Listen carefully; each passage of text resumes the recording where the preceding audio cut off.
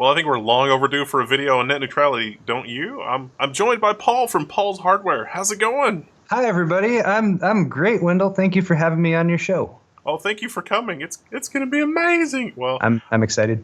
I feel like the net neutrality thing has been done to death. We did a quote unquote short video for your channel, but we're going to provide a little bit more context and even more information because you got to drink from the fire hose at level 1. So there's that.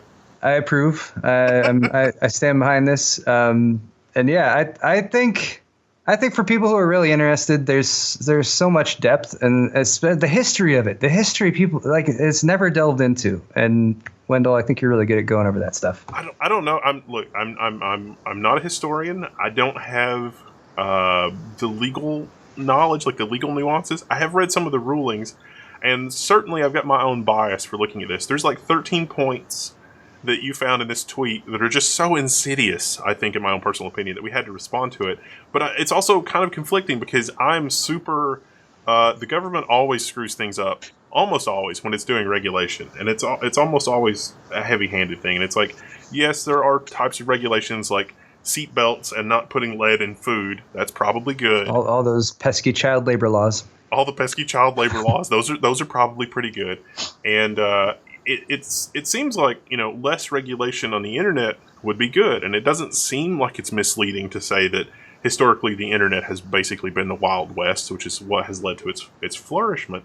But I feel like that nobody really covers the historical context and the historical stuff. So we'll cover that a little bit first, and then look at that, and it may put a new light on the specific items, the 13 items like myth versus a fact for Title II versus Title I in 2017, because this is not even the first time that this has come up.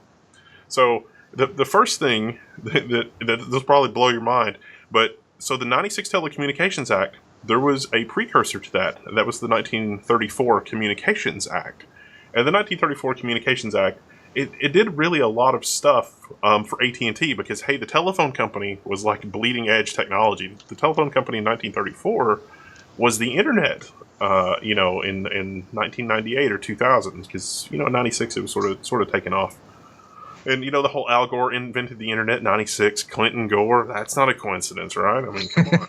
It's just kind of nuts. Obvious conspiracy. It is an obvious conspiracy. I mean, come on. AT&T was broken up in 1982. They were too much of a monopoly. But in the 1980s, there was a lot of talk about a natural monopoly, and it kind of makes sense. A natural monopoly, which means that it's like, do you need 3 roads going to your house? I mean, UPS and FedEx and the Postal Service deliver packages to you on the same road. That's kind of a federal thing. So I mean, it kind of makes sense to me that you would only have one network connection at your house that you could get all kinds of different data services over.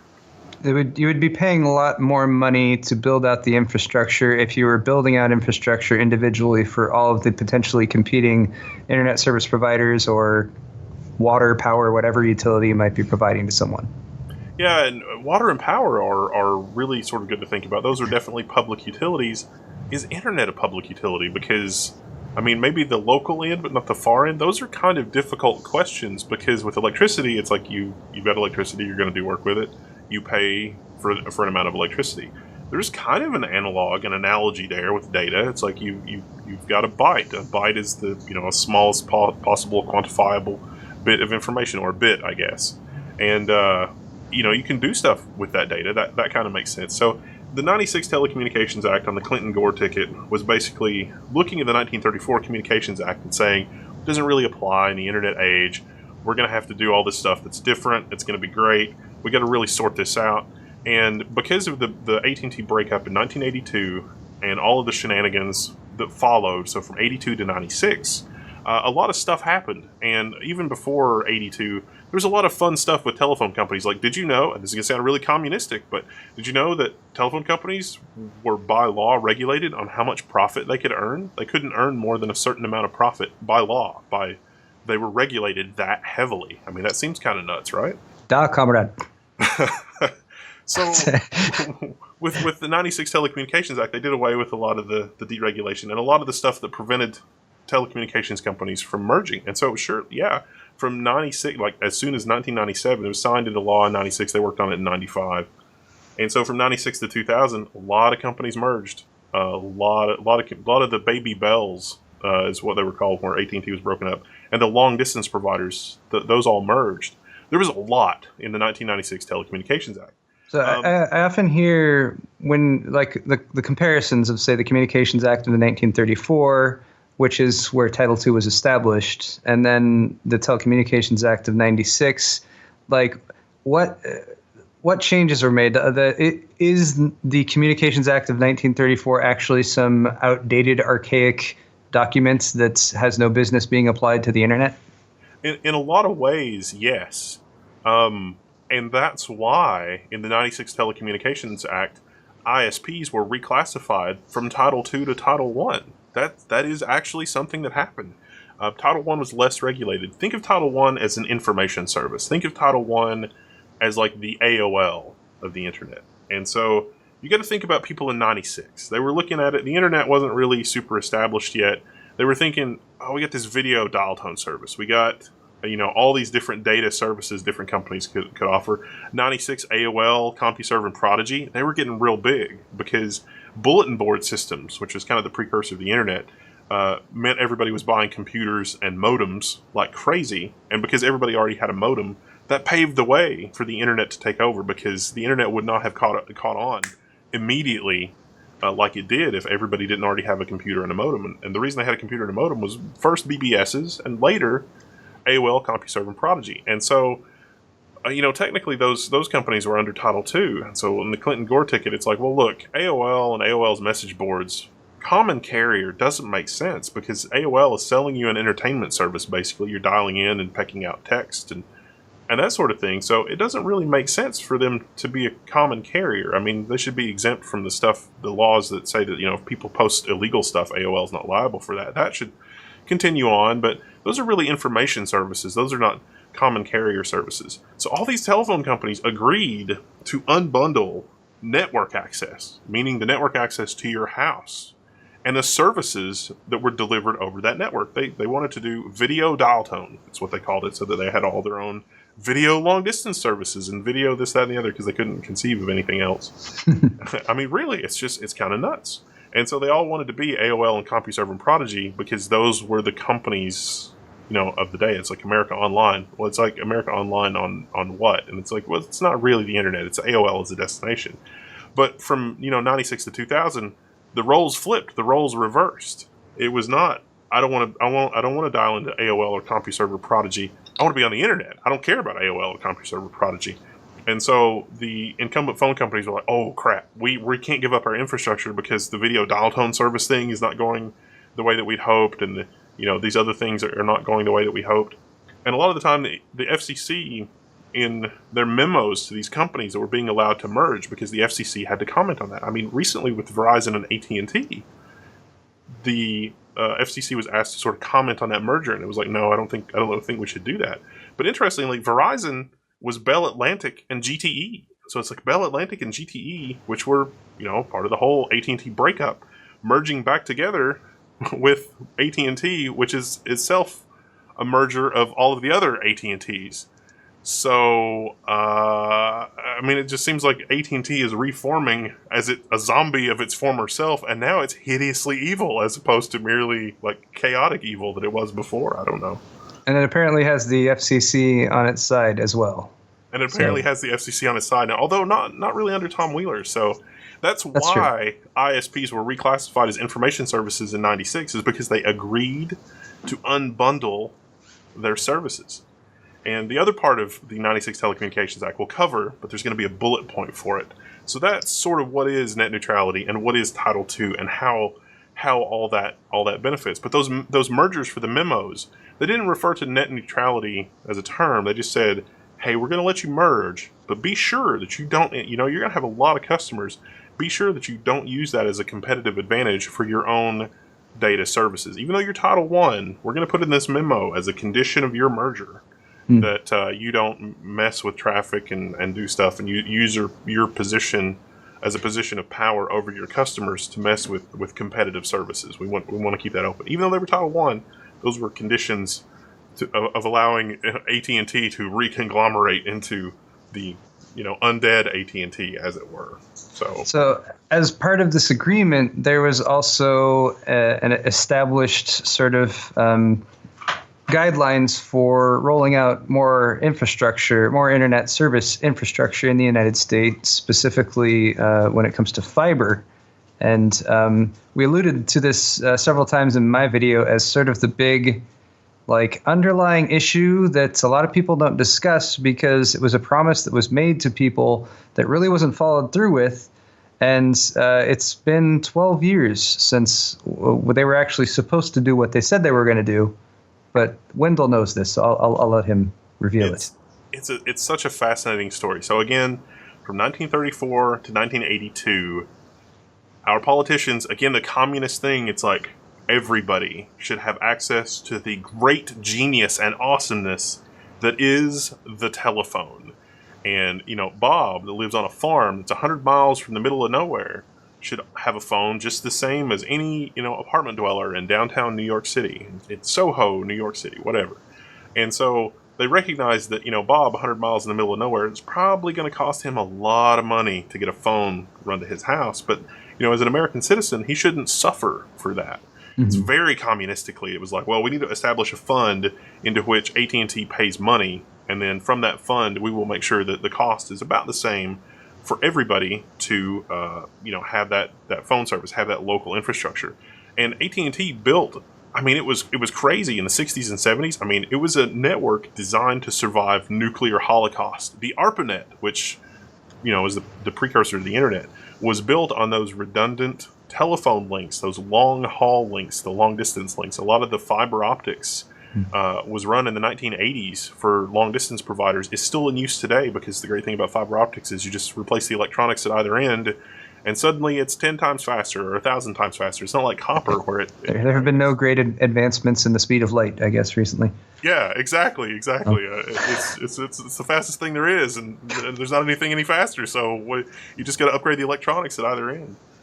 And so this whole mess in the 96 Telecommunications Act was like, okay, we need you to do away with the Public Utilities Commission because it's too cumbersome. Government moves too slow.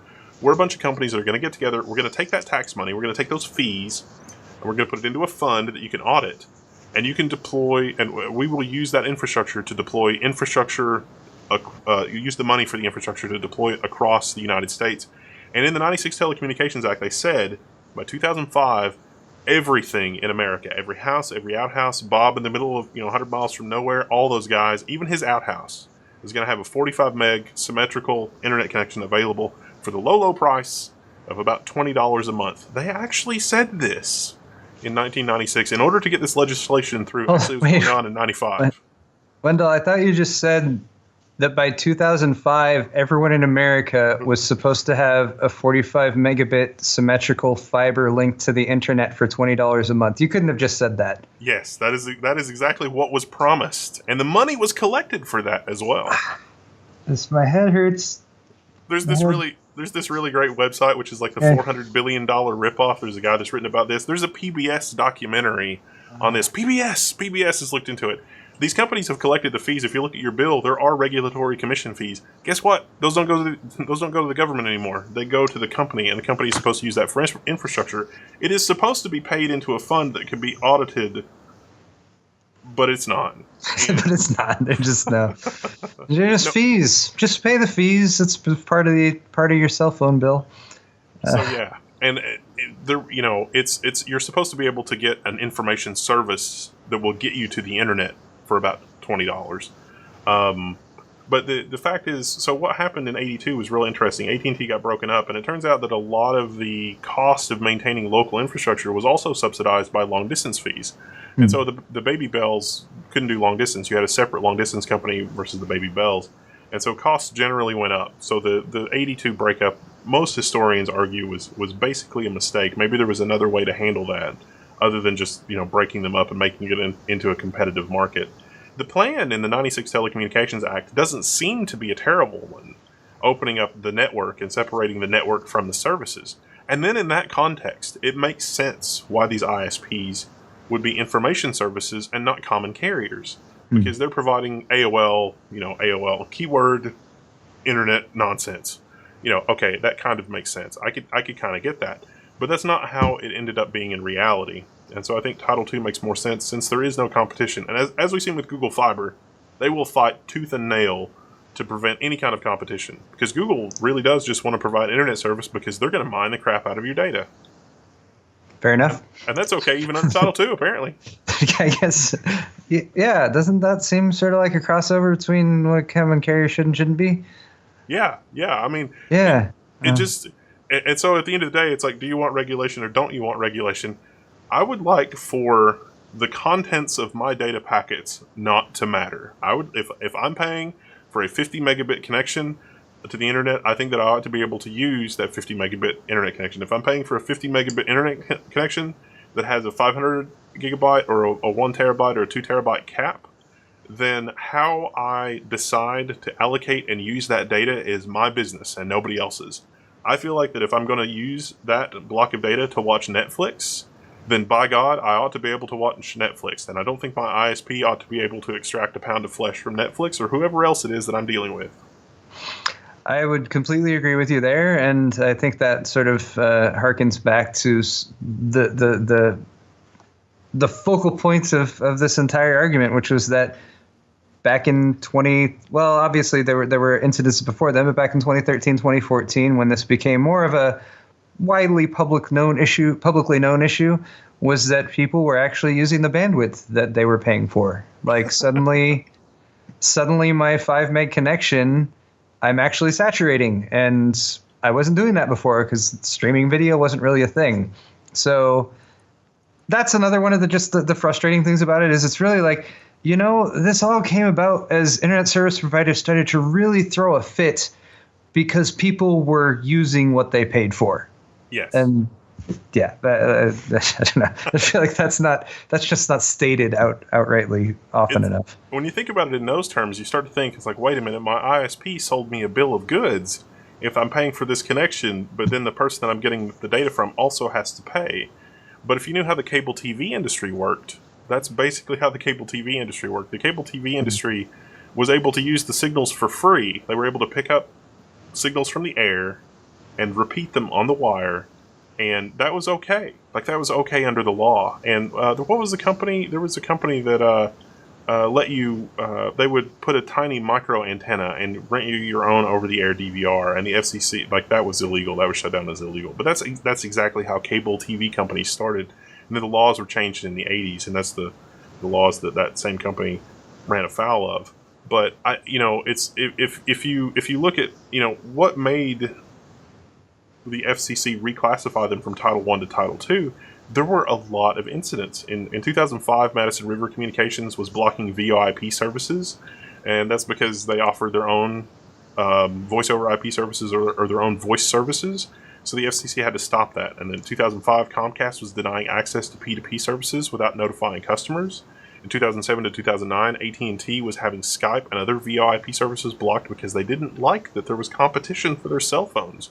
In 2011, Metro PCS tried to block all streaming except YouTube, and they actually sued the FCC over this. In 2011 to 2013, AT&T, Sprint, and Verizon were blocking access to Google Wallet because it competed with their own electronic wallet. And this literally happened months after the trio were busted collaborating with Google to block apps from the Android marketplace on specific phones. In 2012, probably a different department probably was in charge of that. In 2012, Verizon was demanding that Google block tethering applications on Android because it let owners avoid $20 tethering. So get this. I got a Verizon phone paying $80 a month for 5 gigabytes. I think that's about what I was paying then. And Verizon wanted an extra $20 if I was going to use that 5 gig with a laptop as opposed to my phone. If you wanted to hop it over to another device or something. But yeah, it's the same data. Like, I see that you're using the water to boil some rice. You're going to need to pay an extra $3. Yeah. In 2012, AT&T tried to block access to FaceTime unless customers paid more money. And in 2013, Verizon literally stated The only thing stopping them from favoring their content providers over others were the net neutrality rules in place. We talked about that ruling, and we did a little bit in the previous course. Like we literally said the lawyers had come out and said these kinds of things in court, and we've got references to those actual court rulings. Finally, this all came to a head, and the ruling was issued in 2014 because the FCC actually lost. Tom Wheeler did not reclassify these providers from Title I to Title II until the court suggested that he do that, and he lost in court twice. Tom Wheeler took Verizon and I think Comcast to court and lost because they were classified as information providers. And under the law, Wheeler could not impose arbitrary rules, and that kind of makes sense because Wheeler could issue a memo that says ISPs must now act like a dancing monkey. That's what you should have. You should have if he was. That's probably honest. Not cool under the law, but the FCC has the ability to say which things are information providers and which things are common carriers, and so the court actually said to Tom Wheeler, "You have shown that these companies are a threat to the free and open internet." The actual text in the ruling, and you're not going to be able to uphold your rules under Title I because this kind of behavior is allowed under Title I.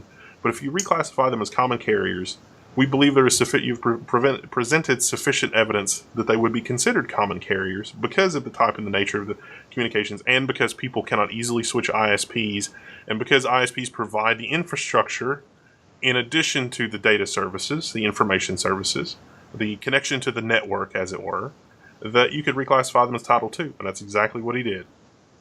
And so obviously here there's also a clearly listed out history of examples going back to 2005 of internet service providers acting in ways that are contrary to the fundamental principles of net neutrality, doing it repeatedly, going to court to try to explain that they're doing this legally or to counter the rules that are preventing them from doing it one way or another.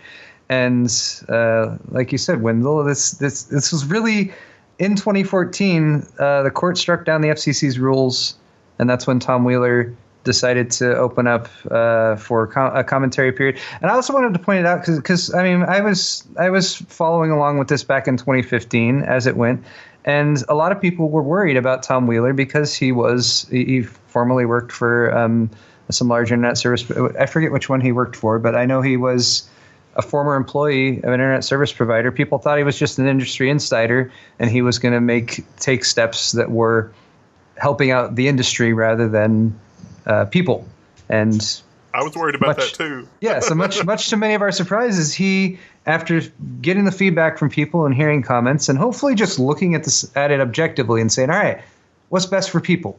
What's going to help people get their internets in the fairest way possible and prevents companies who are in charge potentially of the steps along the way that might be gateways to that from using that to take advantage of the customers or take advantage of the providers of the data. And that's what they decided on, was Title II was the best way to do that. And now we're at where we're at. And since this is Wendell's video, I don't know what we're supposed to talk about next. Well, no. I mean, think about, I think we've both seen in the news how much trouble Google has had. I don't think that it's unbiased to say that Google has been really trying hard to roll out their internet service to as many people as possible, as inexpensively as possible. And when we talk about unbundling the local network, we're not even talking about not having to run fiber optic to a house. And Google's not trying to get right of way on AT&T's wires or Time Warner's wires or Spectrum's wires. They're trying to just run their own fiber optic on the telephone poles. And that doesn't seem to me to be unreasonable. And it seems like if these companies were really about promoting competition, they would say, welcome to the fray. You think you can be an ISP, Google? Great, bring it on. We've been an ISP, in AT&T's case, since the 1930s, or we've been a communications provider since the 1930s. So yeah, you Google, you think you can do better? Bring it on. That's the capitalistic way. It's the spirit of competition. I would love to see deregulation that would make that happen. but I'm not seeing that. I'm seeing things that I think will lead to a worse experience. So, Wendell, there's been a ton of discussion about this online. Of course, a lot of it is somewhat controversial. I think most of the people who I discuss this with are in favor of net neutrality. Some might have further opinions on how they feel like net neutrality should be enforced one way or the other. And I think, as we've kind of already discussed, there's Title II, which is how it is right now, and then there's the prospect of competition. But we're not really seeing a whole lot when it comes to creating more competition or enabling more competition, or even internet service providers being more open to competition other than just what they're stating. And what we hear them say often is like, oh, well, competition will do that. And, oh, just create the rules so that we just have to disclose stuff. We just need to tell people, hey, we're going to block all of your content except for WB, or I don't know, whatever particular avenue of information they decide is proper, or probably what they own. You will watch the WB, or we will take away your internet. That's your only option. You have to pay at least $25 extra a month for the full internet package. Besides that, so all right. So the information you hear, the information that we've gone over, that Brendan Carr posted on his Twitter post, and what the FCC is saying in this whole myth versus fact thing that they have posted. Is there anything that's more substantive from the FCC that we could look at? Perhaps something that indicates where their stance is when it comes to something that they can be actually held to legally?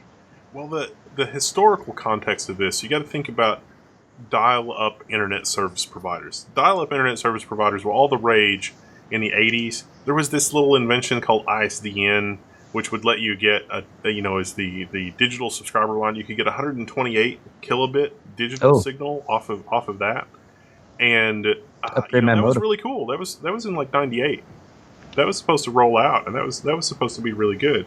But think about when AOL started pulling shenanigans with people's services, they just got a different provider, and what was involved in that? You just dialed a different phone number, and then you were connected. AT&T provided you the phone line. AT&T took your money for the phone line, and then AT&T wasn't really involved with providing your internet connection. Now later, AT&T did offer internet service because they could offer a better price because they own the infrastructure and the other stuff. But starting up, no, you had your local BBSs and local ISPs and then regional ISPs, and so there is actually in the 2014 court ruling. If you look at the opinion from the judges, because the great thing about a court of law is that a lot of time it acts sort of like a crucible, and it sort of boils away all the irrelevancies until you're left with the truth. And so very often there's a lot of really good insight in the rulings from judges. Now sometimes it's dense with legalese, and sometimes it's tough to sort of tease out what they're saying, and sometimes there can be nuanced meaning. But in the court ruling from January 14th of 2014, which was technically not in Wheeler's favor, they just said, I've got the quote here. It's like, to be sure, if end users could immediately respond to any given broadband provider's attempt to impose restrictions on edge providers by switching broadband providers, this gatekeeper power might well disappear. Referring to the Open Internet Order, declining to impose similar rules on dial-up internet access service because telephone service has historically provided an easy way to switch among competing dial-up internet service providers. But, for example, when a broadband provider like Comcast would be unable to threaten Netflix that it would slow Netflix traffic at all if all Comcast subscribers would then immediately switch to a competing broadband provider. But we see no basis for questioning the Commission's conclusion that the end users are unlikely to react in this fashion. So the court has already looked at the infrastructure and the competition situation in America. You can trust that smart people have analyzed it in court, and they have said the competition situation in this is not such to worry about this. And so then you start to think, why is the FCC and why is Ajit Pai trying to redefine competition, and what is a competitive broadband provider, and could you actually switch broadband providers? The ruling actually goes on to say that there's a lot of disincentive to the consumer for switching providers. Return of proprietary equipment, termination fees, other fees, hidden fees, just the problem of email address may be a problem. the possibility of having a service outage for a while. The list goes on and on. Those are very real things. You didn't have that with dial-up internet. You paid AT&T for your phone line, and then you paid an ISP. And if you wanted to have two ISPs at the same time, not a big deal. If you wanted to disconnect from one and immediately dial another one, you totally could. If you wanted to do, wait, what was the free one?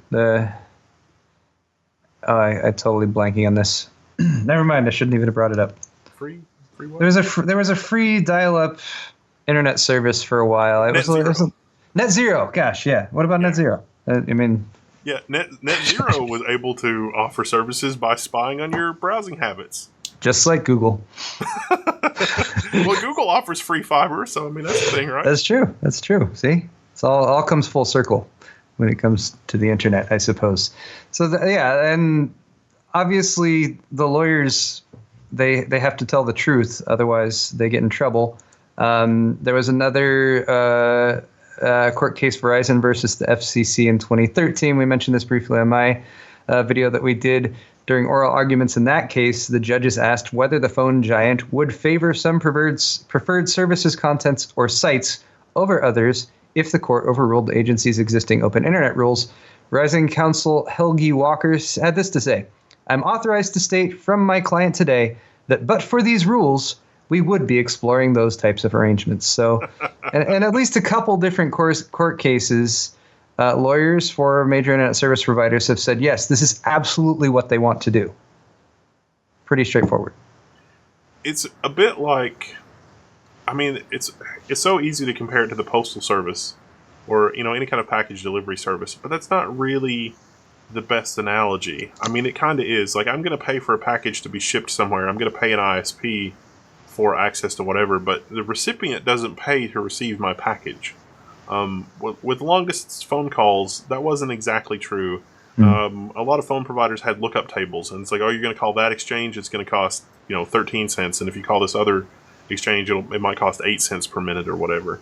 And in those types of arrangements, a lot of the time, the phone companies, the local phone company and the remote phone company would both make a few pennies per minute on that transaction, and they would kind of sort of sort it out later.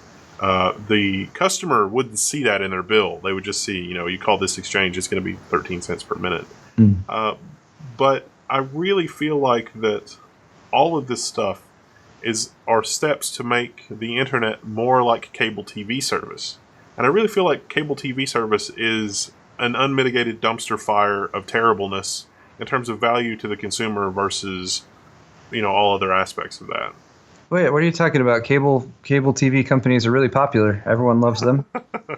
And I particularly enjoy paying, $120 for a package of channels when I tend to only watch, 2 or 3 of them at best. I want the package that has 20 copies of the WB. Exactly. WB with all the different various subtitles, in different languages, so you can get that. It's a very it's a practice of bundling and selling services to customers that it seems very, very meticulously set up to extract the most amount of money out of people who are paying for it as possible.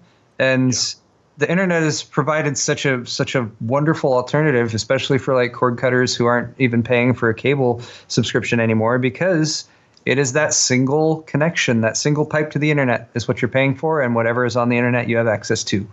And that seems like a much better solution, especially in 2017, especially for people who have grown up with the internet and who weren't perhaps raised with this idea of watching TV and you got to sit through the commercials every time. People are much more used to being like, no, I want to go to this website and see what's on that website. I want to watch this video, and I want to, maybe watch a short ad beforehand and that kind of thing. Well, can you imagine the situation where it's like, I would like to get on the internet and do stuff now, and it's like, no, you need to watch this short break from Disney. Yeah, this is short. Well, and that's like ad support. I think that there's a viable business model with ad support. But I think it's just the principle that if you're tied into one of the major providers, if you're tied into Verizon, or if you're tied into AT&T, or if you're tied into Comcast, whatever they're calling themselves now. Comcast still Time Warner Charter Spectrum Cable. Like, look at what they're doing when it comes to the entertainment side of things. Look at what they're doing when it comes to setting up media. What if that was all you had access to? Was the curated and internally developed media that your internet service provider created? What if that's all you could get with your basic internet plan? So what I hear you saying is that if all you've ever known is the WB, you'll think it's great. That's true. That's true. What a dystopian thought. It's just terrible. It's like it's dark. You're much darker than I thought. Yeah, ultimately the world is shit. No, trying to be real nihilistic there, but forget where I was going with that. Well, I guess if you look at the ads and I would disagree a little bit that because cable, you pay for cable, but then there are also ads, and it's like, has this thing really become so large and unwieldy that you have to have it monetized 8 different ways? Or is that really how things work now? And is that what we want for the internet? Because it seems like right now the cost of publishing the internet is very small. The cost of reaching a huge audience, as you and I both know from this thing that we do on the internet, YouTubers. I mean, it seems pretty egalitarian. It seems like not a bad thing. And it seems like that if a lot of these companies have their way, then maybe that doesn't work quite as well. Ajit Pai is saying that Google and Facebook and Netflix are the gatekeepers, and that it's not Comcast and Spectrum and Time Warner. But it seems to me that both of those companies have the potential to be gatekeepers. And the only way to prevent that is to just say that the data is data. And it should be up to the individual. Like, there are a lot of pedantic people in the audience that will be like, no, that's a terrible idea to treat all data, as equal. And I would kind of agree with that, because there's stuff in the protocol to say this is bulk traffic. And if this is low latency traffic and, UDP, we can drop some packets and be fun like that. So I think that you can say, like me as a consumer, I can say, here are the labels on my packets. If you're going to drop some packets, drop these. If you're not going to drop some packets and I have some say so, then I would like some real-time communication on these packets. These packets are bulk. These packets can be dropped. And so I can have my interactive service, like my bulk download's not going to interfere with my other services. But, I think ISPs are already doing this in a lot of ways. There's a thing called buffer bloat. I mean, this is getting really, really far in the weeds.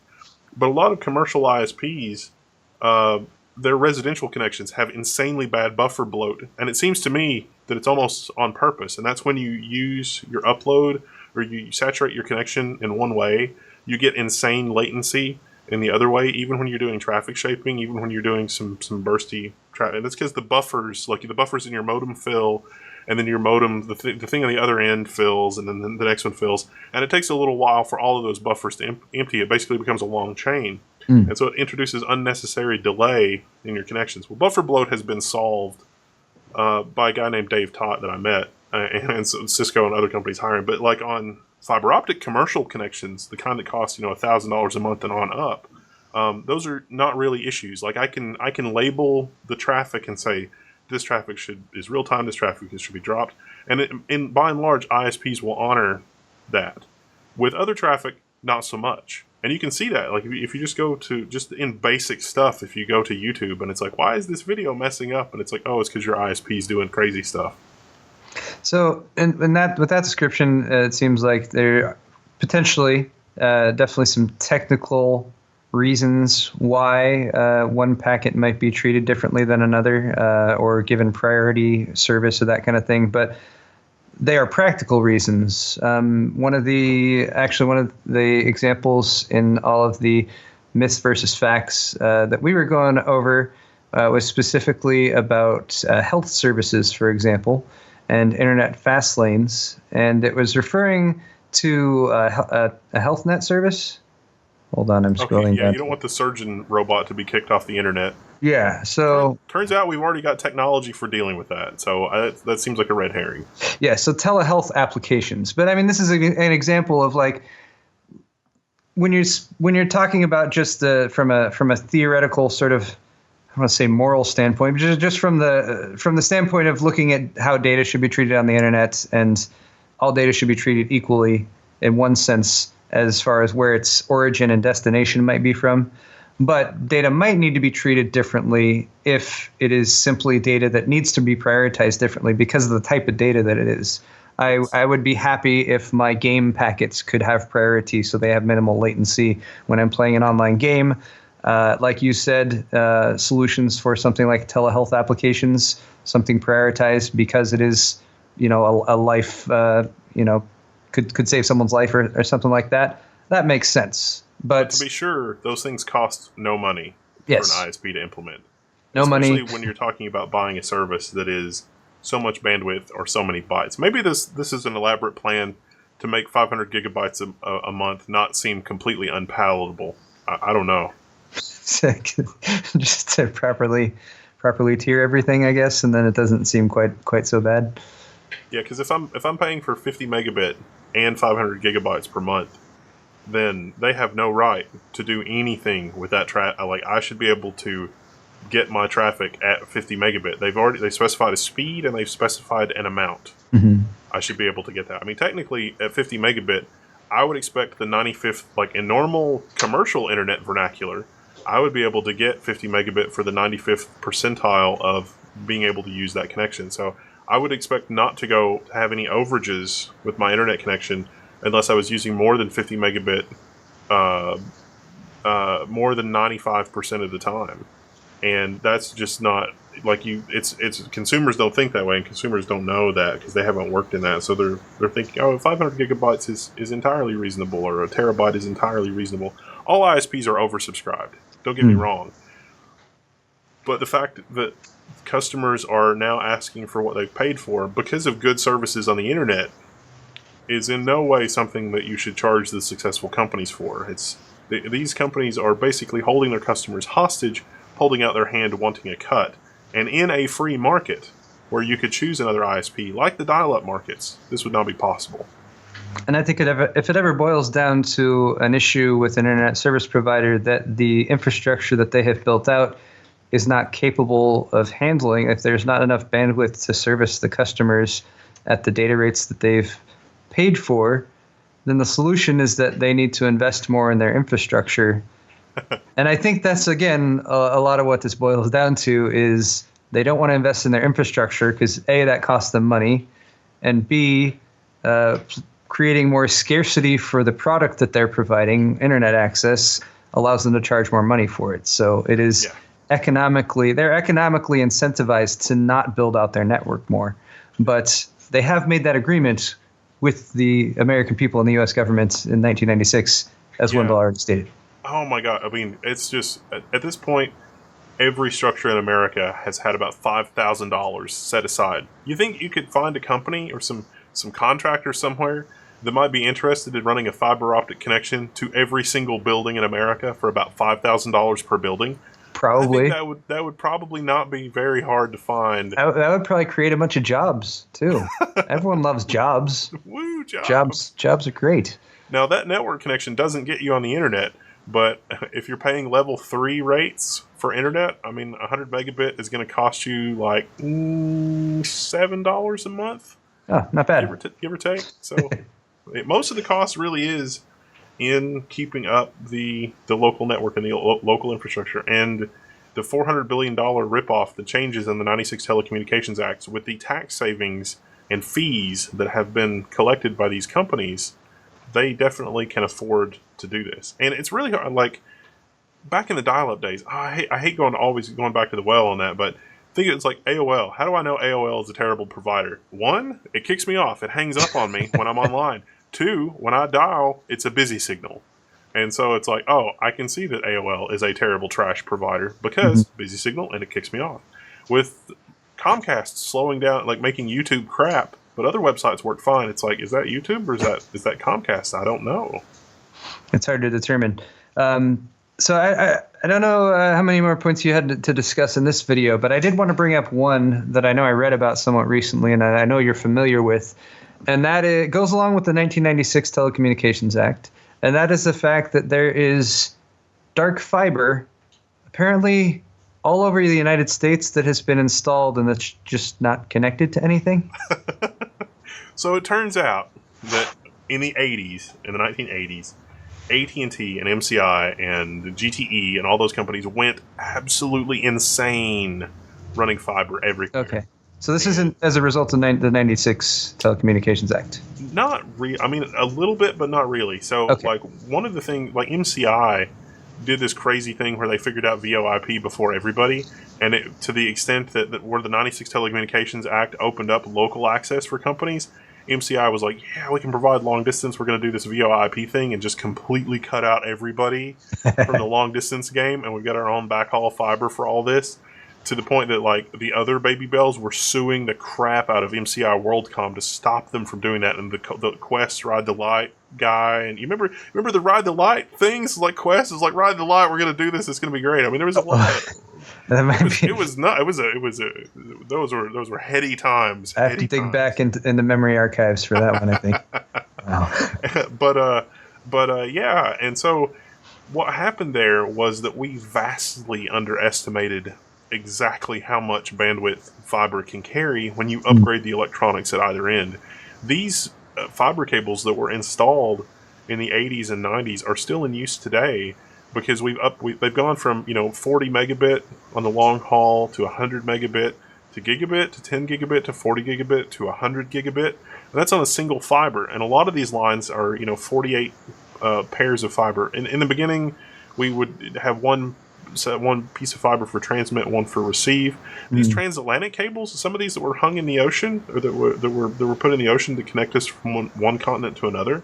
At this point, we're using different frequencies of light, different phases of light, like different. It's an interference pattern thing. Like different. I guess different phases. I don't know the exact mechanics of it, but this one piece of fiber can carry like 7 or 10 or 12 different signals because nobody wants to run more fiber across the ocean. And so, every time you upgrade the electronics, fiber can get exponentially faster because speed of light. That's pretty impressive. I have read about, again, similar to you, just I have only the vaguest concept of how it works, but yeah, going from just the transmission of light to all of the different wavelengths and the way they've managed to wedge a lot more data into the what's being transmitted. The next thing that's going to come from these bozos is that they're going to say wireless is good enough for everybody.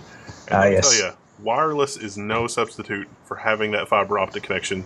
Look at the. This is a perfect example. Look at how far we've come from the 80s and 90s on a piece of fiber. That is 100-year infrastructure. You run that, and it is going to last 100 years. A lot of the copper that's in place today was installed 40, 50 years ago. Fiber optics is usable for 100 years plus, and it is absolutely a tragedy and a ripoff that America is not going to enjoy the benefits of that network. A lot of the European countries, like Estonia, they ran fiber optics in the 80s, and so they've just been upgrading their stuff. They haven't redone their infrastructure. But in Estonia, gigabit connection, $20 a month. My Estonian homies represent the audience. I know you have a ton of fans in Estonia. I'm still working on my fan base there. Hello, Estonia. It might be a good place to retire. Do they have good healthcare there? Because in America, the healthcare is really terrible. That you guys might be able to talk me into retiring there if it's really fast internet, really good healthcare, and really good food. I know it's really good food, so it's like, why not? Sounds like heaven. So I don't know. It's just, I would feel a lot better.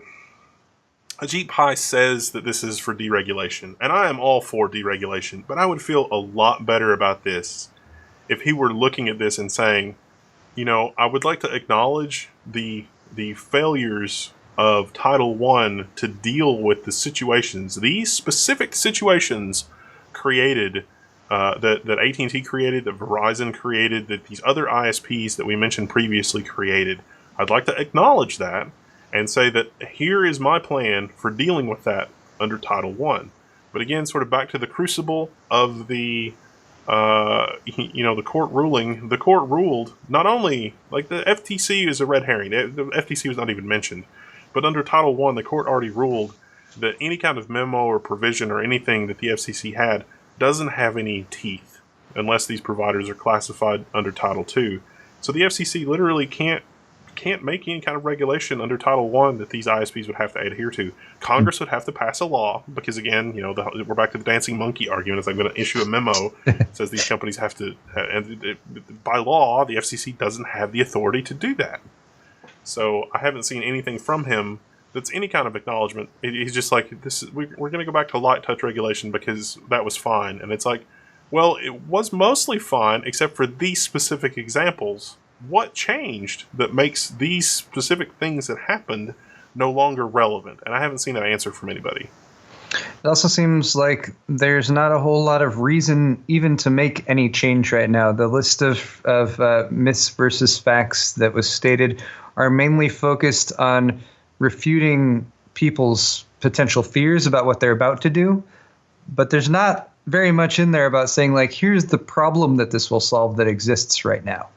Yes, exactly. I find that disturbing too. I think that, Wheeler did the forbearance thing. It's like, we're gonna say that these 700 things in Title II don't apply to ISPs. That's something Wheeler did. He wasn't trying to be a dick. He just said, here's 700 things that don't apply. I just want you to be good net citizens and, just do what I ask, and I won't make this bad. I think there was even some thinly veiled threats from Wheeler about this whole $400 billion broadband ripoff, but he didn't open that Pandora's box.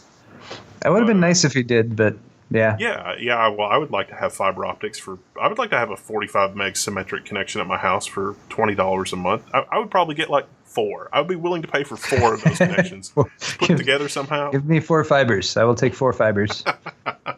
Plug them in here. I mean, well, and that's the great thing is, like, once fibers run, you just replace the electronics at either end, and you're good to go. And the 96 Telecommunications Act also, on that 45 meg connection, you were also going to get like 467 digital TV channels. It's very specific. It's very interesting. Yeah, cable service and everything was supposed to go through it, right? Yeah, cable TV, data. It was video, dial tone, other services they hadn't conceived of. It's like, oh, this is data. Like, they realized in 96 that none of the other proprietary things mattered. All that mattered was getting you a local network connection, and then that local network connection could carry whatever traffic you want. Video, data, video and data, video, data, voice, video, dial tone, which never turned out to be a thing. Anything that can be translated into ones and zeros. Yes, exactly. And so then it kind of makes sense, and it's like, no, here we are. We're still... we see the things on the internet sometimes about, like, Verizon Fios came and screwed up my AT&T copper wires. They literally cut out my old copper AT&T phone lines, and it's like, why would they? One, why is that legal? Two, why are there reports about that on the internet? I mean, it's like, that's as Shatner would say, that's sabotage. that really happened. That when the installers for the fiber messed up the copper connection. Yeah, to make it so that you can't switch back. Oh God, that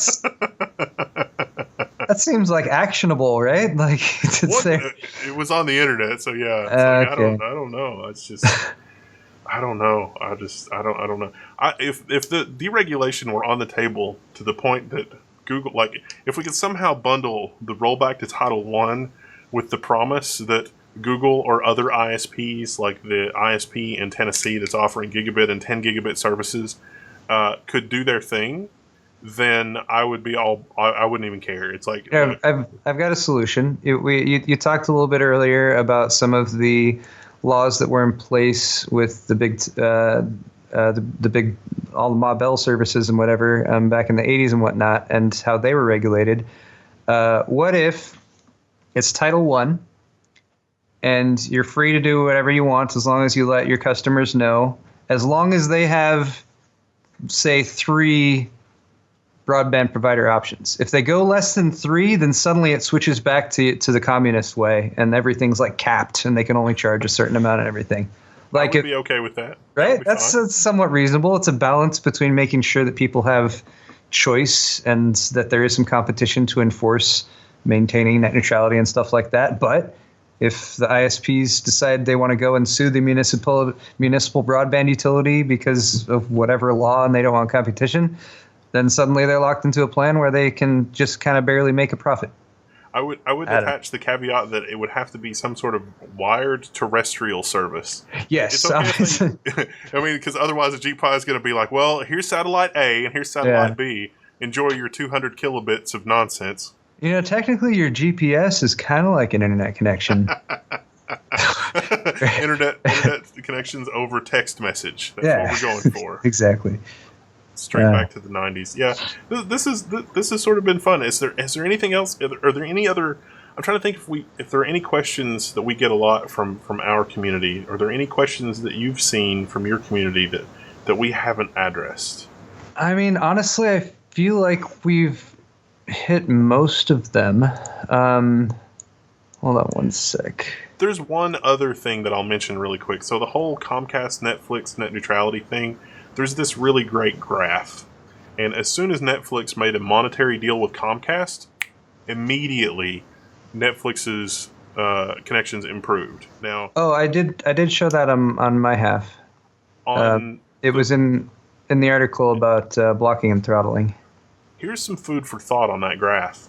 Why didn't it take Comcast any time at all to roll out whatever new infrastructure it was to do that?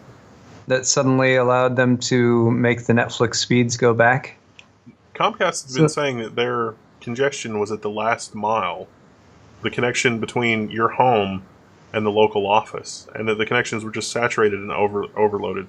Are you telling me that simultaneously, nationwide, those last mile connections were upgraded to be able to deal with the Netflix traffic overnight? So the speed comparison is looking at the percentage in speeds from January 2013 up until the first couple months of 2014. Bottoms out for Comcast in January 2014 at something like minus 25% or something like that. Then within 2 months of Comcast or of Netflix paying Comcast off to stop throttling, from January to February, it goes from minus 25 to about minus 15, and then jumps from minus 15 to plus 24 from February to March. So it's a pretty significant jump, but the obvious explanation is that they probably weren't actually experiencing last mile congestion. They were just doing something very specifically to throttle Netflix in order to make their service perform less, or to maybe force people into getting a lower bitrate feed from Netflix, possibly to free up congestion. But yeah, it seems like this was very much just something they made up, and not necessarily something that was actually a physical limitation of their infrastructure deployment.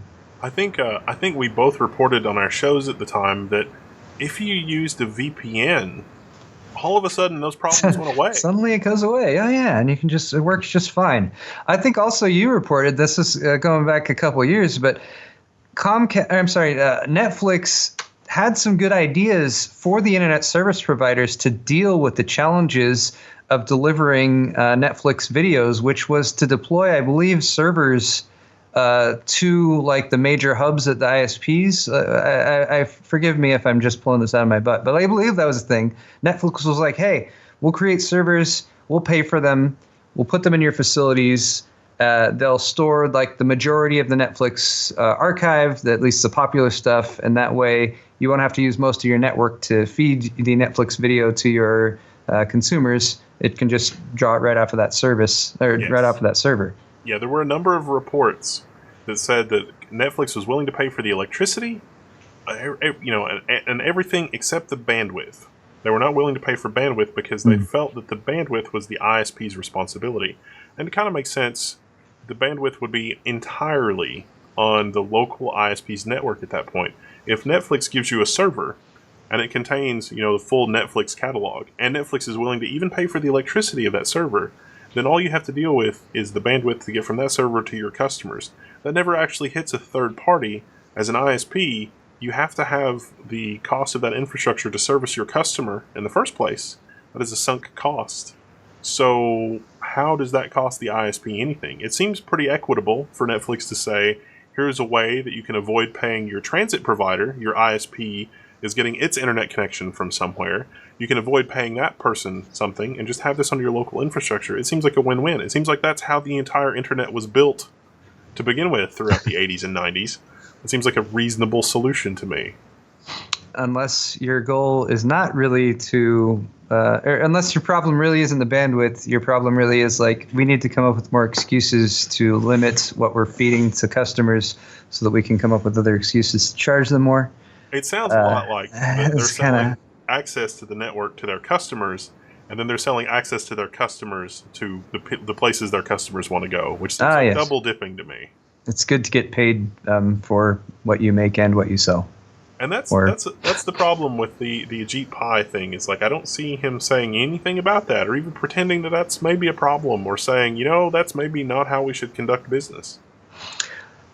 So yeah, there's a lot of fundamental and I agree with you. Like there's a lot of just basic explanatory stuff that they could, even if they was just lip service, even if they were just blowing smoke up our asses, I would appreciate the courtesy. Yeah, at least we could pretend all right, you're shady and whatever, and you're probably going to screw us over, once you guys go into the back room to sign the deal. But at least I have a warm fuzzy from you being like, you know what, you're important, and we're trying to do the best for you, or I don't know. The thing that makes me sad is that the 96 Telecommunications Act, which was in most regards a deregulation, and in a lot of ways it was a deregulation because it led to mergers, it led to the stopping the federal government from collecting certain types of fees. On paper, it looks great. It looks great as a deregulation. In practice, it has been an unmitigated disaster. Yeah. So they need to do that again. They need to bring back the 96 Telecommunications Act. As it was in its original glory. And not the horrible corruption that it has become. So we need to make a time machine to go back, get it before it was corrupted. Profit. I think that's, in a nutshell, with the historical parts, it's a lot to get through, it's a lot to take in, but we've got a lot of references and reference material if you care to read all of it. It is really fascinating. It is a really interesting read. Of course, being in the technology scene and using the internet, of course we have a little bit of bias too, but check our references and go through our reasoning. I don't think we're too off base here. I hope we have presented a thorough and thought-provoking case for net neutrality as it stands right now, and the existing ongoing rules that they're trying to push through the FCC.